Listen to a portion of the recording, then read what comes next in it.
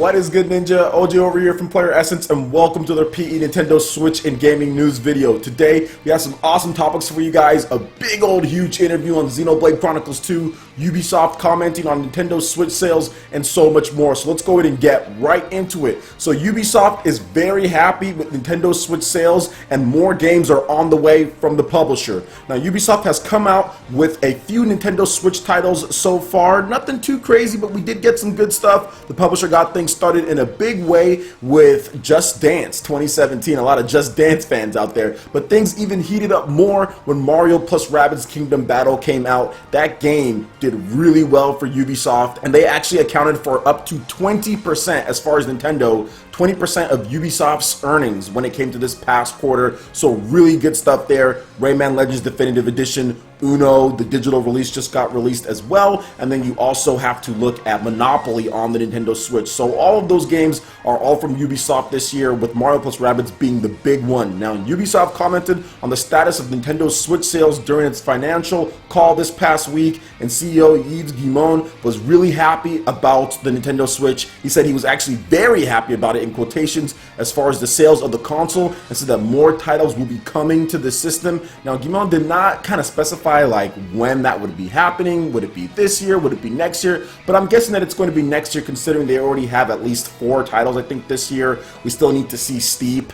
That might be coming out this year. Maybe that's next year. Who knows? I think they're maybe waiting for Nintendo's Online as far as Steep goes. I think that's the reason why that game is being pushed back, because that game has heavy online interactions and everything, and they need to make sure that the online is good in that game. So I'm thinking that game is going to be pushed to 2018 just so it coincides with Nintendo's Online launching as well. Maybe Nintendo even pushes it out there like, hey, you can pick up Steep, the online, all this is better, you can do this, this, and this. So that's what I'm thinking is happening when it comes to Steep from Ubisoft, in addition to some other games as well. There's some other stuff like For Honor that could come over maybe as a late port. They also have stuff like Watch Dogs that they can bring over as well, Watch Dogs 2. I think that would be really cool if they're able to get some of their other games, some of their older backlog of titles over on the Nintendo Switch. I'm not personally big on Ubisoft games, but I do realize that other people are interested in them. Even stuff like Ghost Recon Wildlands, that might be a good game for the Nintendo Switch as well, in terms of using the online functionality and things like that. So what do you guys think about Ubisoft's statement when it comes to the Nintendo Switch?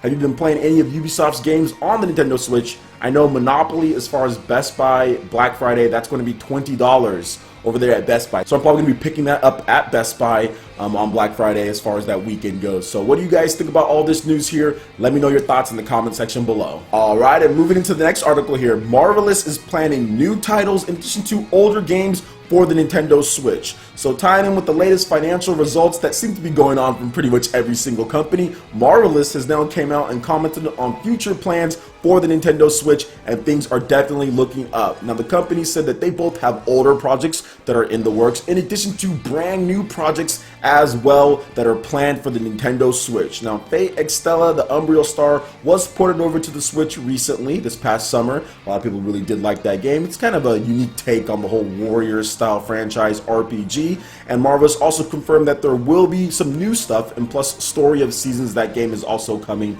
as well. So there is a lot of stuff from Marvelous. They're planning some things here and there. I know that they're also involved in Travis Strikes Again, No More Heroes as well. They will be helping out with publishing or distribution or something like that, like they've done before in previous No More Heroes games. So I'm really happy to see that they're getting kind of back into it, because they were kind of absent on the Wii U. They were really absent on the Wii U, along with many other Japanese companies, and just many companies in general were absent there. They were on the 3DS, but I think that kind of establishing yourself with some of their games, I think Fate Extella, that's a pretty good first game to kind of bring over to play on the Nintendo Switch. So now they can really work into their backlog, and it's just to seeing what new games they can bring out as well. They're usually pretty good at finding some of those niche games out there as far as getting those games and then putting them on systems. So I'm hoping we get some of that. And obviously Travis Strikes Again, No More Heroes is going to be a huge game for them next year, 2018. So I'm really looking forward to seeing how they handle that. if there's going to be any special editions or stuff like that. They might be in charge of that as well. So what do you guys think as far as Marvelous goes and your support? What type of games would you like to see from their backlog or new titles from them on the Nintendo Switch?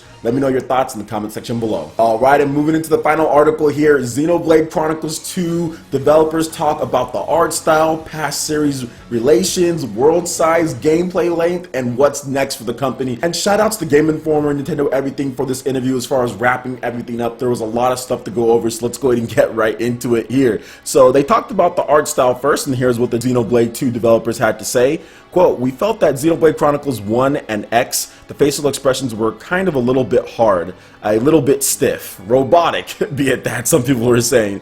We really wanted to put a little bit more focus on creating facial expressions and for the characters to be more expressive, so that's why we went with the direction we did, which I guess you could say is a little bit leaning towards something like Japanese animation." Takahashi said that. Now on how this game relates to the original Xenoblade Chronicles, Xenogears, Xenosaga, and they had to say this, quote, "It's completely different in terms of place, time, and space. Obviously, I can't divulge all the details, but if you play the game, I think you'll get why this is called Xenoblade Chronicles 2. There's a lot that I can't talk about yet that hasn't been revealed, but it will be hopefully soon. I think there's content in there where longtime fans of the series will have a pleasant surprise." Now, this is on the size of the world. Because the game is story-driven, I don't think an open world is necessarily appropriate, and I feel that we were able to make a game with a world that's really appropriate and really supports the story-driven aspect of this game. For example, if you compare it to Xenoblade 1, there's plenty of places and worlds to explore, but when you look at a simple surface area, it might be a little bit smaller than Xenoblade Chronicles X. Like I mentioned, I don't think that such a vast space is necessary, so instead of focusing on increasing the raw surface area, we thought it was more important to increase the density and pack it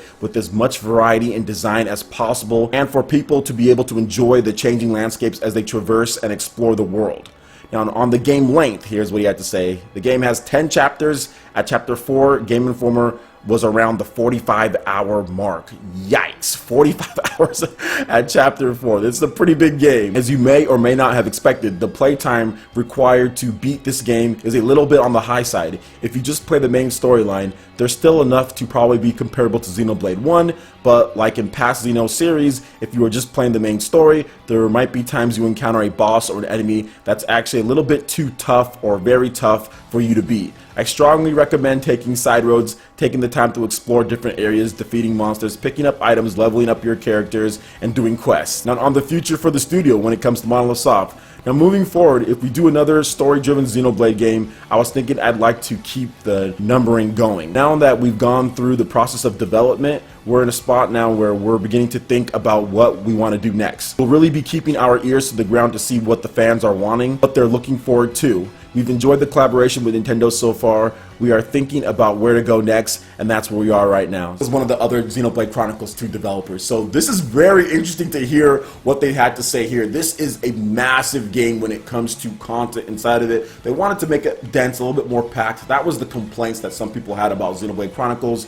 The facial animations, the story wasn't as good, a lot of open, empty spaces. So they said, okay, well, let's kind of just reinvent this a little bit. Let's make a little bit more expression. Let's make it a little bit more anime styled. Let's kind of pack everything a little bit more variety when it comes to the landscapes and atmosphere and everything. So maybe it's a little bit smaller as far as pure land size or mass. But I think that they've already shown off so much variety in the game that it's cool with me. I've always been a longtime fan of the Xenoblade team, the Xeno series just in general, dating all the way back to Xenogears, man. So for me, it's one of those things to where I just look at what they're trying to do, what they're trying to accomplish, and many other Japanese developers really aren't trying to accomplish this on the scale that they're doing it at. They're really putting the gameplay focus first, and they're really listening to the fans. If anything, Monolith Soft is always listening to what the fans want when it comes to stuff and when it comes to putting content in. A lot of the stuff that people complained about when it came to Xenoblade Chronicles X, they kind of fixed or remedied or put stuff into Xenoblade Chronicles 2.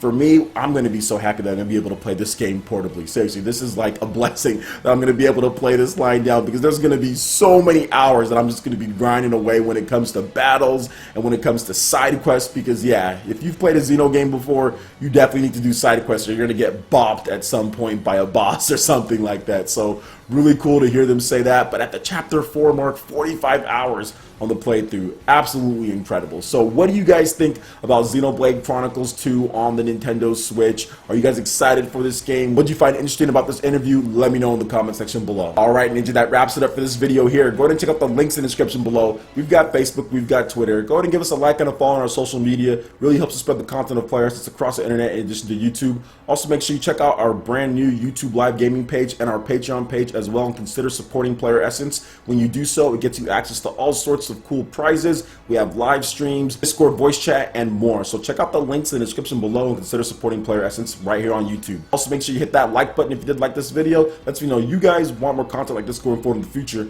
And subscribe to Player Essence for the latest RPG, Japanese, and Nintendo gaming news. Thank you so much for watching, and we'll catch you for the next video. Peace.